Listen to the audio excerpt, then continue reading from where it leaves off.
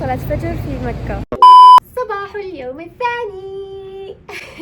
كيف حالكم جميع رائعين؟ اختبار فجاء المنال. ما هي المقدمة التي أستعملها في اليوتيوب؟ صباح الخيرية نجومي. ما هي فيها نجومي.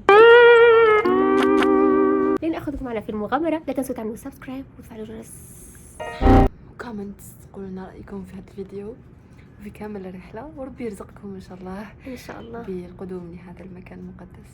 يا ليتس جو.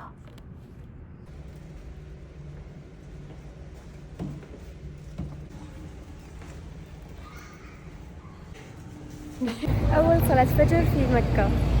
مشاعر جميلة جدا والناس رايحين، كنا نازلين الحرم مع بعض، تحسهم مصحصحين، شكلهم ما ناموا. أنا نمت. منال شافت إنه لو تنام مستحيل ترجع تصحى، لكن أنا أغمي علي، والحمد لله إنه لا ما كنت الحمد لله إنه هي لم ترجع تنام، لأنه أنا لم أكن لأستيقظ. أنا نومي ثقيل جدا.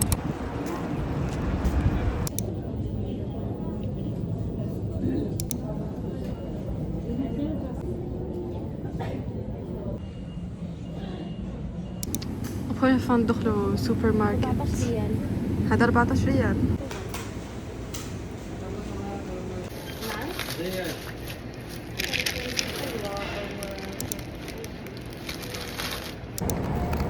نجوني على فكرة، انتوا دايما تشوفوني اكل تفكروني اكل باليسرى. هذه اليسرى، هذه اليمنى، لكن بما انه اصور بالكاميرا الامامية فتقلب الصورة ويبين لكم انه انا اكل باليسار.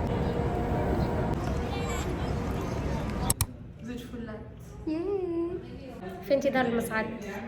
13 طابق، يعني تحب تروح بالدرج لازم تفكر مرتين، تقول بدل ما نروح ننزل نقعد نستنى هنايا نشرب لي شاي نروق. رايحين الآن لداخل الحرم إن شاء الله لكي نصلي صلاة العصر. متحمسة جدا، الأجواء جميلة. It's like a dream.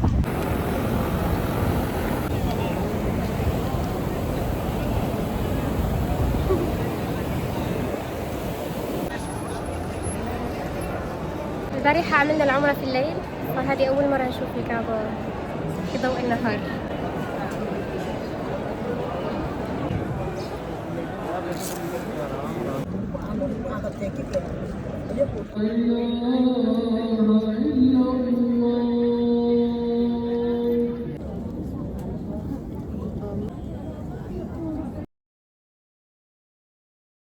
وجينا للمول، هذه أول زيارة لنا للمول، وجينا نجرب مطعم البيك، لأنه اللي أحكي معه نقول له أنا في السعودية يقول لي جربت البيك.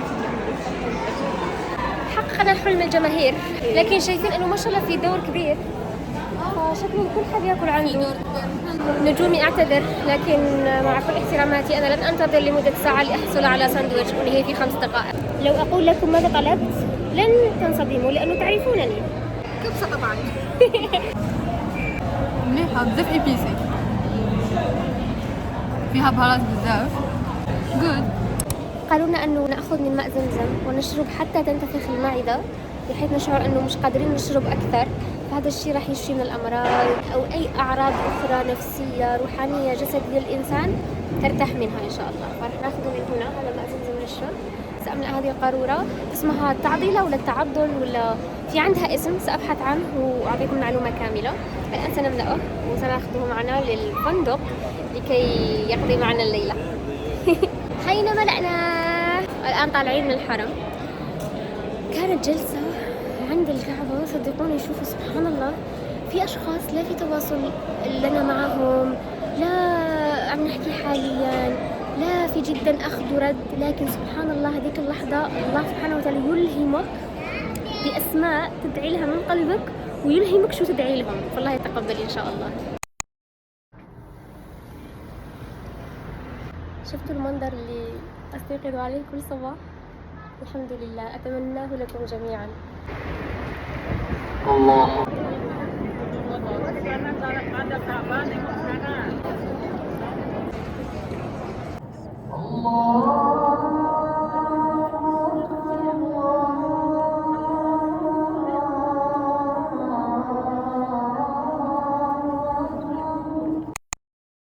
عادة لما أخرج من الفندق أجد قطط هنا، فجبت لهم معي جبنة. لقيت أنه أصلا يعطوهم أكل، لكن سأعطيهم أيضا الجبنة اللي أحضرتها. يا صباح الخير، صباح اليوم الرابع في مكة. اليوم سنذهب مع سفير المكان اللي متواجدين معها هنا لصلاتي في برج الساعة مقابل الحرم. سأخذكم لتعيشوا تجربة معي. دائما ما أرى هكذا فيديوهات على تيك توك انستغرام لما يصوروا الإطلالة من فوق لتحت وتبين الكعبة ويبين الحرم والناس والطواف، فراح أشوف إذا ستكون من نصيبنا إطلالة كهذا.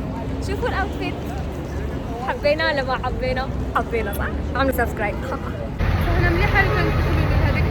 شوفوا ساحة الحرم هنا كيف الحمام متجمع. هناك سيدات في الخلف يبيعوا أكل حمام والناس يشتروه وينوه صدقة يأكلوا الحمام. الجو جدا جميل، تحسوهم داخلين فيكم، يعني الحمامة جاية وتدخل في وجهك. تتذكرون المرة الماضية كنا حابين نروح ناكلوا عند البيك، فلما تكلمنا مع سفير قلنا لهم حابين ناكلوا عند البيك، لكن كل مرة نروح يكون هناك الكثير من الدور لازم ننتظر كثيرا، فقالوا لنا انه اليوم رايحين هم اصلا يتغدوا هناك، فطلبوا انه نرافقوهم. وعادة لما اي مثلا واحد من المعتمرين او المسافرين حتى في رحلات اخرى لما مثلا يحبوا حاجة، واحد من الفريق يستكلف انه لما يكون رايح في طريقه لنفس المكان اللي يحبه مثلا المسافر او المعتمر في حال الاعتمار معهم، ياخذوه في طريقهم لكي يوجهوه ويوروا له ويخلوه يعيش اجواء البلد اللي موجود فيه. حاليا نحن في مكة، حابة كل شوي نقولها، تحملوني. نحن في مكة يا جماعة. شوفوا في هنا الكثير من المروحيات بتخلي الجو يكون أبرد على الناس الموجودة هنا، لأنه درجة الحرارة مرتفعة جدا جدا. شوفوا الخلفية، الله لا يحرمنا منها، والله يرزقكم زيارتها، أتمناها لكم، لأنه الشعور مستحيل مستحيل تحسوا بنفس الشيء في أي مكان في هذا العالم. هذا عصير برتقال سعره 15 ريال. صباح شرينا كان تاع فراولة كان ب10 ريال، وهذا تاع برتقال 15. والله مصاريكم حلوة. ها هذا 50. كاين 20 واقف، ها هي 20 ريال، وهذا 1 ريال. هذا اشترينا به ملعقة، نشوف ايش حيرجع لنا الصرف. غريب جدا. عجبا مانيش حابة دوك نسي.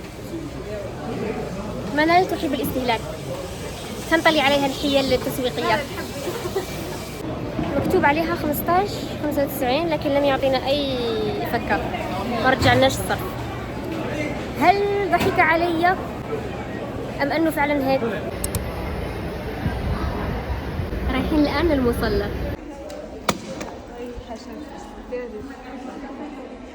وصلنا للمصلى، المكان جدا جميل.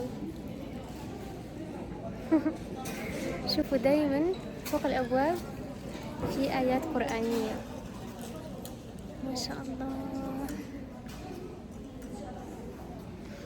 It's like a dream.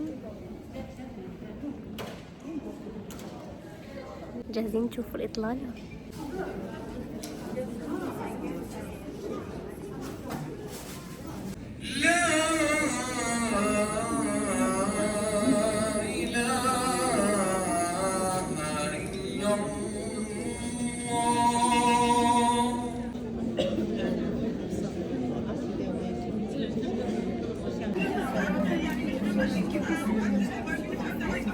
أعملكم جولة سريعة في المصلى. شوفوا أول شيء هنا موجودة الكراسي للحاجزين، ممكن ياخذوها من هنا ليصلوا عليها، ويستعملوها للجلوس وقراءة القرآن.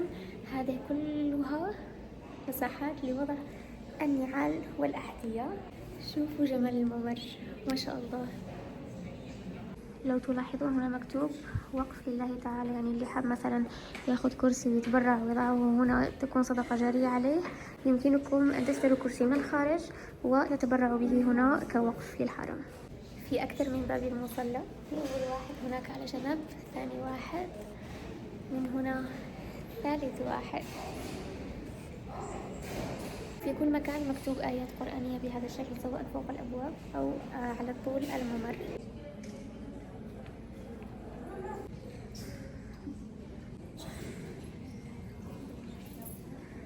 ويوجد أيضا هنا مياه مجانية، اللي حاب ياخذ ويشرب صدق كذلك في المصلى. طبعا نقول مصلى يعني مصاحف تلاوة قرآن، ففي كل ركن في المصلى تجدون عدد كبير من المصاحف اللي حجمها جدا عملي. جدا أحببت نوعية هذه المصاحف. شوفوا ما أصغروا. هو صحيح الآيات تكون صغيرة جدا في الداخل، لكن حسيته محفز. تحس أنه ما في كتير صفحات فتتحفز أنك تقرأ وتختم. تجدونه في كل مكان. فأنا أوصيكم أنه مثلا اللي لا يريد أن يثقل على نفسه في المحفظة أو في الواليز، فيمكنكم أن تعتمدوا على المصاحف الموجودة في الحرم وفي كل مكان هنا. ليس هناك داعي لتأخذوا معكم المصحف. كذلك أنتم لو حابين مثلا تشتروا مصاحف من برا وتتبرعوا بها وتحطوها هنا في الرفوف، كذلك تعتبر صدقة جارية يمكنكم تقوموا بها.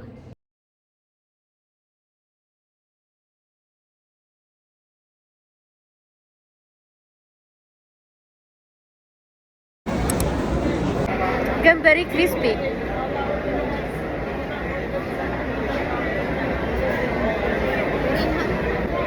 الشارع الخدمة تعطوها. في خبز برجر ويوجد من صوص.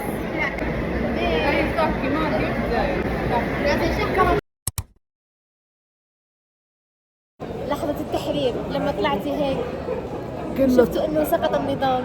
بالشوارع كلها فرجيك على التليفون. ولادي يقول لي ولادي انا حر. احمد بالشرع ان شاء الله قال بده يساوي لنا احسن بلد بخاف الله وشعبه عم بحبه، وقال انا ما بنقط الدم من شعبي.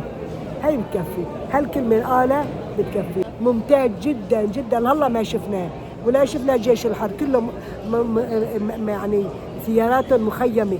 ايه يعني مشان ما نخاف. مو كنا بنخاف من جيش الحر، هذا ما عم نخاف منه. عم بروح اولادي، عم بروح العالم، عم بروح البشر بس يشوفوه. والحمد لله يا رب. نحن صحيح نحن ظلمنا، بس هلا ان شاء الله الله بيعطينا من عند رب العالمين ويعطينا لدينا، وان شاء الله المسلمين كلها تصير مثلنا يا رب. العسكر كلها طلعوا، العسكر كلهم راحوا على الساحه. كيفنا الحمد لله، نحمد الله ونشكر. الحمد لله. شكرا. عاملين تغيير الاوتفيتس، تبادل الالوان، سويتش. صباح الخير. اليوم 7 من تواجدنا هنا في مكة المكرمة. رايحين لكي نصلي الفجر. الساعة 4:11. رايحين لكي نلحق بأماكننا.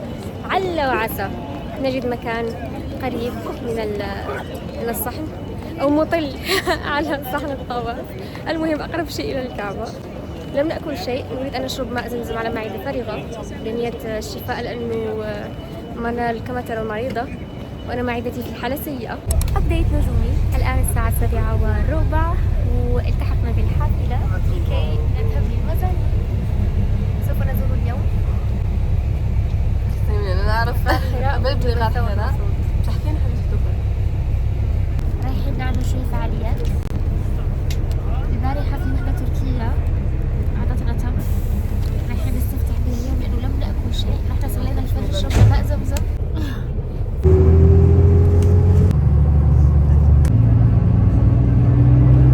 المحطة الأولى هي غرطة، توقفنا هنا. والنبي السلم يسافر من مكان من وراء آل البيت من مكان هذا حافيا. وزيد حنايا النبي السلم حب هذا القوم ديالنا حنا، حبنا اكثر من الصحابه. كاين بعض الناس يقول لك كيفاش هما شوف جاهدوا معاه وحاربوا معاه وماتوا على جالو، وحنايا ما درنا والو. قال لما نحبهم اكثر منكم انتم. قال له علاش يا رسول الله؟ علاش تحبهم اكثر مني؟ قال لهم امنوا بي ولم يروني. نحن مسلمين بالفطره. هناك فوق لم نتحمل، كان حر كثير، واصلا لا نستطيع ان نصل الى الجبل فوق لانه معنا ناس كبار في السن فصعب جدا. المحطة الثانية كيوت. شوفوا في بائع الايس كريم، العربة اللي نشوفوها في الكرتون. اخيرا تحقق حلمي. انا لقيت حل. لقيتي فكرة. حطيت وشاح سفير. مكشكش. حطيت وشاح سفير يحميني من الشمس. وصلنا إلى عرفة، المكان للحجاج في فترة الحج، المكان للحجاج يجوا ليه مشيا. تخيلوا احنا وصلنا له بالحافلة وراح يغمى علينا. رح نسمع الآن كلمة المرشد اللي معنا. جبل عرفات بأكمله أغلب المكان هذا فيه 7 كيلومتر. المكان هذا اللي فيه 7 كيلو ولا 11 كيلومتر كامل كله يقدر الحاج ولا مثلا الحجاج كامل في أنحاء العالم يوقفوا فيه في أي مكان. رحلة البحث العاجل على مكان لكي تغسل فيه أوجهنا من المصحصح. هذا المفروض جبل الرحمة. الرسول عليه الصلاة والسلام كمان لما يمشي مسافات يوصل هذا الجبل يرتاح فيه وتنزل فيه الرحبات.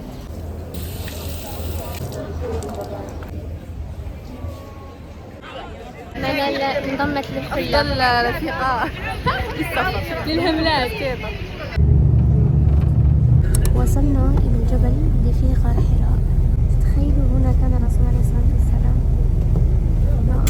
يا الله. منال عاملة زوم للناس اللي طالعين في الجبل رايحين لغار حراء لأنه موجود في القمة. شوفوا كلين منهم يمشوا. شوفي ودورهم. شوفي. يا صباح الخير. البارحة التقيت مع 3 فتيات من هنا من مكة سعوديات، فالتقينا بعد صلاة العشاء وجلسنا في ساحة الحرم. جابوا لي هدايا مش فقط لي، لمنال أيضا ولعائلتي ولأخواتي ولأمي ولجدتي. أنا سيب لهم يشوفوا وأنا متأكدة إنهم يشوفوا هذا أنا الفيديو لأنهم وعدتهم. شافوا كل الفيديوهات. تخيلوا انه حافظه فيديوهاتي حفظ، يعني نقول لها مثلا عملت هاي تقولي يوم هذا يوم تصوير هذا. شعرت اني اعرفهن من زمان، يعني جلسنا تكلمنا تبادلنا اطراف الحديث. سبحان الله هذا شعور اشعره بكل الفتيات اللواتي يتابعنني، فمسرورة بكل من رايتهن هنا في داخل الحرم، برا الحرم، هنا في السعوديه. شكرا لكم كثيرا على حبكم، وسنكتشفون الهدايا. تدري تافلة فوتو. يس، هذه بعثت لي صورتها قبل ما نلتقي. هنا مكتوب أنا رتي مكة سارة، وحطت لي هنا نجمة. شوفوا تفاصيل عجبا. ماذا يوجد كل عام وأنتم بخير. شوفوا عيدية فيها مرآة. كيوت. قالت لي أمها بعثت لي هذه التمرات لي والمنال. شوفوا تخيلوا جهزت عيدية لتسنيم أختي، لأمينة صديقتي، لنور أختي، ولمريم أختي. الفكرة أنه حاليا تسنيم بالجزائر، نور في بلد آخر، مريم في تركيا، وأمينة في تركيا، وحتى أمينة ومريم مش نفس المدينة في تركيا، فأنا عندي أمانات لازم أوديها لأهلها. بيشنو قالت لي في وحدة لجدتي حطت فيها مصباحة. شوفوا وفي الأمي أيضا حطت فيها أيضا مصباحة. وهذه للأطفال. في ألطف من كده، في ألطف من كده. شوفوا هذا. عيد مبارك. شكرا جزيلا. شكرا لكم. يا سعدنا بهذه الالتفاتة، والله لطيفة جدا جد لطيفة. وعازمين المفروض طالعين معهم غدا لنعيش معهم أجواء مكة. بدكم معانا، فنراكم عندما نلتقيه إن شاء الله إن شاء الله في أجواء جميلة جدا. تفضلي. شكرا.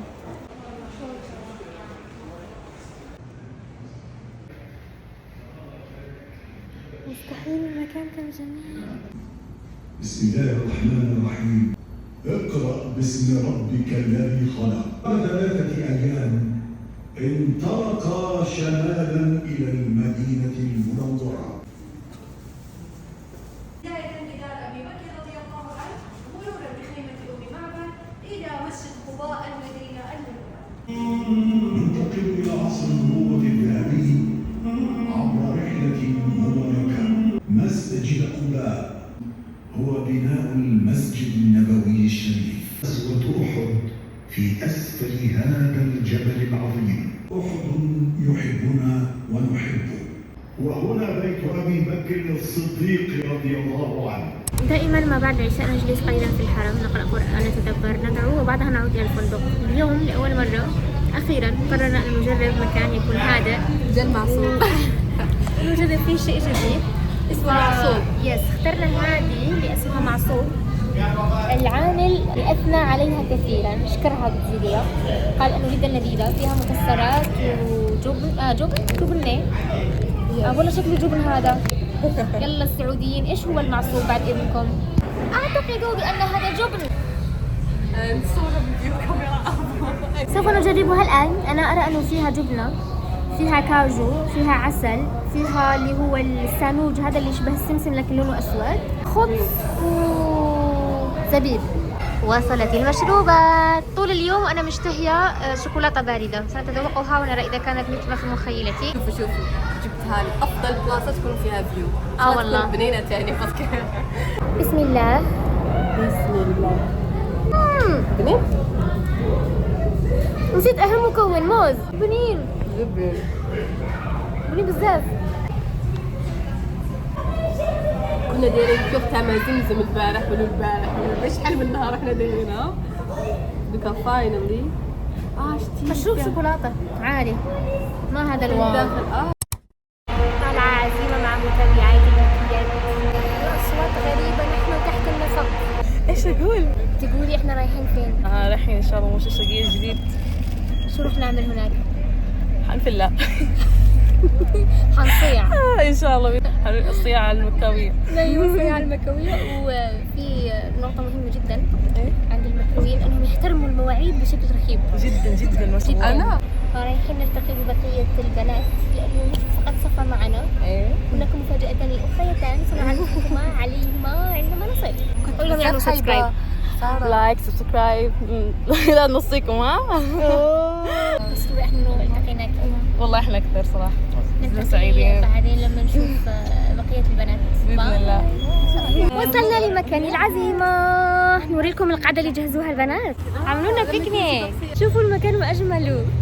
خرجنا تماما من أجواء الحرم، يعني كنا لمدة 10 أيام فقط من الحرم للفندق، من الفندق الحرم، زحمة السياح، زحمة المعتمرين، تعبنا كثيرا. فصديقاتي الجميلات المتابعات الرائعات السعوديات عزمونا على هذه الجلسة الجميلة. مرحبا، كيف المروة؟ الجزائري. الحمد لله. أنا حكيت مع صفا، سألتها إحنا وين؟ نحن الآن في الممشى الشرقي الجديد. حلو، شو جهزتوا لنا؟ مفاجأة. والله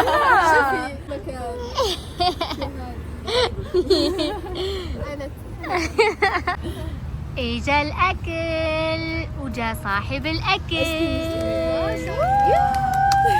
شو الموعد المكاوي هيدا شو العادات والتقاليد هيدي؟ يعني والله محل البيتزا ولا اخرني استغفر الله باقي عصيرات. اشتروا عصيرات؟ لا ما نشتي عصيرات. Really؟ خلص اقعدي، بدنا ناكل وبدنا نقعد لا. مع بعض.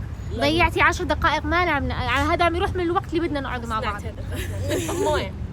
مويه؟ ايوه ماكو مويه؟ في مويه؟ انت ست بيت؟ 5 minutes later. رايحين نجيب العصائر. تشرفت السيدة روضة. اخيرا موعدها المكة، اعذرونا يا جماعه. هذا طيب، هذا أطيب واحد. جربت بشوي وعجبني الصراحه. امم ايه فخليه يديك دواكه شوف. اوكي. عجبك؟ انا لاحظت انه القطط تبعكم كثير رايقين، ليش؟ رايقين؟ رايقين. شبعانين. يوه في هنا خصوصا في الممشى الهبل. خلينا ننتبه لهنا. ما ياكلوا، ما يعطوهم ياكلوا؟ لا يعطوهم ياكلوا، ولو ما اعطوهم برضه بياكلوا بالغصب. هتشوفي الرواق لما تبدي ياكل صدقيني. قول لهم يعملوا سبسكرايب، اعملي لهم حركة يوتيوبرز. لايك شير. والله حاطة الدرس. ها؟ بلا كيف؟ كيف بس؟ شو راح اتذوق انا؟ كوكتيل وعرايسي قد شو العرايسي؟ تعرفي إذا متحمسة أكثر من أو ماي جاد كنت متوترة بعد شوية. انا متوترة ريلي؟ عشان اذوق العرايس والكوكتيل. هذا الوردي احلى واحد. شكله ولا طعمه؟ هذا فراولة صح؟ شكله. حبحب. هذا؟ شو اسمه هذا؟ حبحب. حبحب؟ احنا اسمه عندنا دلاع. دلاع عجيب. نقول له دلاع. والله عجيب. انه يدلعك لما تاكليه. كذا حندوق. هذا شو؟ هذا كوكتيل. ايوه. لا هذا حبحب. نسيت، هذا الحبحب الدلاع.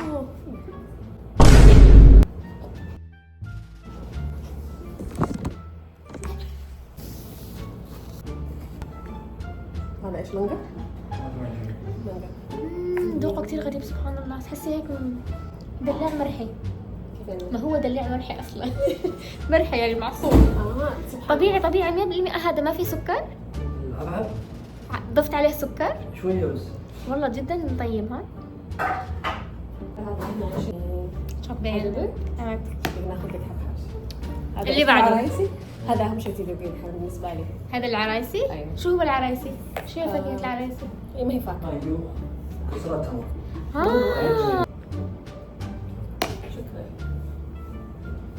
كيف؟ عجبك؟ ولا طيب الحبحاش؟ هذا. أيوة. طيب مرة طيب. العرايسي مرة عجبني. مذاق التمر فيه جدا طيب. ها هذا ما يقطع ما في لو صباح. شكرا. المانجو عندكم كتير طيب. انا باخده من الماركت بروح الفندق بفتحه مثل التفاحة اكله. ما شاء الله عافيه عشان ما نصيف ودنيا. دقيقة ما دقت المانجو انا؟ اي لا ما دقتي. اكلت مانجو. والله كلهم طيبين. يعمل لي ميكس.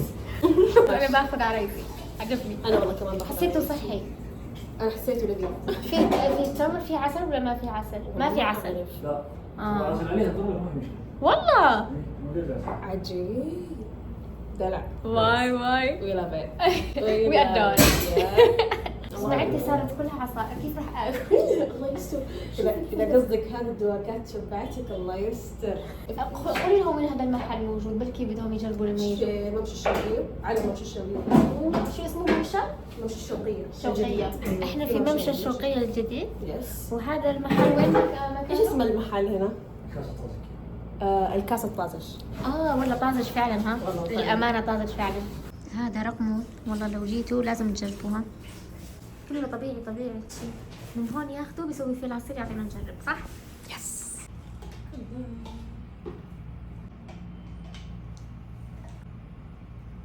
نجهزها مشان تطلع. كيف كم طلع سعرها هذه؟ هذه 25 5 كاسات. 25. اجينا في التاكسي ب20 وشربنا عصير ب25. شايفة التكاسي في مكة جدا يعني أليمة. المواصلات هنا مرة غالية. والله جهز العصير. عصير العرايس. والله عصير سعيد. تحسه يبتسم. وي بالربش صح؟ والله حلو. تحسي كذا ما أدري. جهزي لازم نجهز عذر مقنع ويكون مشترك. يا نحكي جماعة البطيخ كان بينزرع واحنا يعني حصدناه. رحنا حصدناه. اكزاكتلي. ساعدنا الراجل اللي حبه. باكين جالدس. اولا نعرفكم على طبقنا الاول وهو بيتزا روكا. طبعا كيف افكها دحين بدون ما افقد برستيجي ما اعرف. 3-2. انا وما راح اخلي برستيجي وانا اكل. يا الهي. خليني اساعدك. ايوه. واو والله بحب كثير الروكا. اسمعوا انا والله بنت مكة. اسمعوا اعطوني الجنسية خلاص. رحت جبت عصير في حجم كبير بسعر حجم صغير. اي حرفيا. شلون والله. بركات يعني حقها والله. تراديشنال المعروف في مكة وهو شو هذا؟ المنتو. المانتو مثل التركي. بحبه والله بحبه. اختيارات. اسمعي انا حبيت. لا كيفت والله. كيف هذا شكلها؟ هذا البراق. هذا ريحته جدا طيبة. انا طلعت في التلفزيون.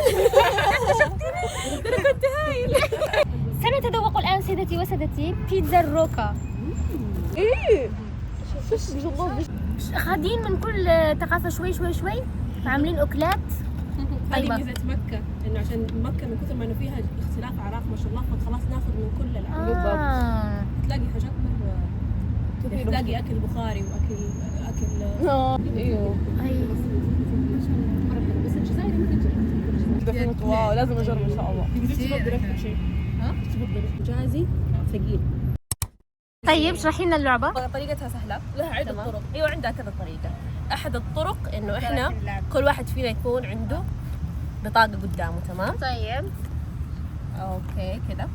وتكون هنا في مجموعة بطايق. طبعا واحد حيكون يتولى موضوع انه ينزل البطايق في الساحة. تمام. انا انزل بطاقة انت تشوفي ايش الشكل اللي موجود في البطاقة هذه واشترك مع بطاقتك. مثلا هذه مع هذه. يعني مثلا تقولي هذه حلاوة. مع هذه. تقولي لازم تقولي اسم الشيء. تقولي حلاوة وتاخذي بطاقة. واللي يجمع اكبر عدد ممكن من البطايق. حلو حبيت. يلا يعني بطاقتنا. يلا 3 2 and 1. وانت مين يبدأ؟ كلنا يعني. ايوه. زهرة. صح ذكاء. خذيها فوق. تفاحة. ان شاء الله. فراشة. يا جماعة مش معقول انا ما اخذت شيء. وردة قلتها قبلك. هيدا شو؟ قطرات. شمس. هذا عجيب. هذه إيش؟ قبالها نقطتين. شمس. هذه. شمس. هذه شكلها بنقطتين دائما صفرة ما ادري. ما يستر. جبنة. جبنة. ما علينا. اوكي. اطمر الدور. هذا تعمل سكيب لدورك. الورقه الوحيده اللي تخليكي انك ما تسحبي. لا ورقه ثانيه. بس هذه الورقه اذا انت مثلا عارفه انه بتجيكي قنبله تقعد تحطي اطمر الدور عشان يجي الدور اللي بعده. تنهي دورك بانك تسحبي من الشده. اريد اصارحكم اني ما فهمت شيء. مرحبا مرة أخرى نجومي رائعين. وصلنا متأخرين جدا للمنزل. تعبت كثيرا لكن كانت أمسية رائعة جدا مع الفتيات. أعرف بأنكم تشاهدون هذا الفيديو. أشكركم جدا على جعل آخر يوم في مكة استثنائي، على بساطتكم وحبكم ودعمكم وعلى كل الأجواء اللطيفة التي عشناها مع بعض.